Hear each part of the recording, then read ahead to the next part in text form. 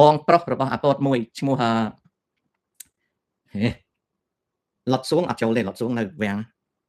មានលត់មួយទៀតអាពតវាមានបងប្រុសវាមួយចូលជាអ្នកកសែតប្រជាចលនាម្នាក់ហ្នឹងធ្វើកសែតមួយឈ្មោះខ្មែរក្រោក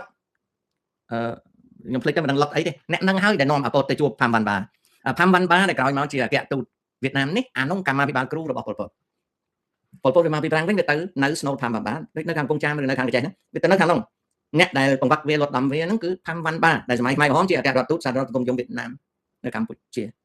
ណាហើយអ្នកដែលនាំអាពតហ្នឹងទៅជួបនឹងស្នូលយាកមិញនៅខាងកំពង់ចាមហ្នឹងគឺបងប្រុសឆាយឈ្មោះគាត់លត់ឆាយនឹងប្រជាចលនាកសែតខ្មែរក្រោកណាតែអាពតអត់ទេអាពតបកកុម្មុយនីបារាំងមកចូលបកកុម្មុយនីឥណ្ឌូចិនតែអត់បានចូលស្រុករៀបចំទៅវាបង្កើតបកកុម្មុយនីកម្ពុជាវាជាគណៈកម្មការទីក្រុងរបស់បកពលករតែវាមិនទទួលស្គាល់ពលករវាកើតបកកុម្មុយនីកម្ពុជាអញ្ចឹងបកនោះក៏មានការផ្លាស់ប្ដូរវាណាតាស្ងួនអត់ត្រូវគ្នាជាមួយតាហុងទេណាស៊ីសាច់ហត់ឈាមគ្នាតាហុងរៀនបានទៀតជាងតាស្ងួនរៀនខ្ពស់ជាងនៅអឺរ៉ាតាស្ងួនគាត់ជំនាន់ទី2តាហុងជំនាន់ទី4តាហុងទៀតជាងតែតាហុង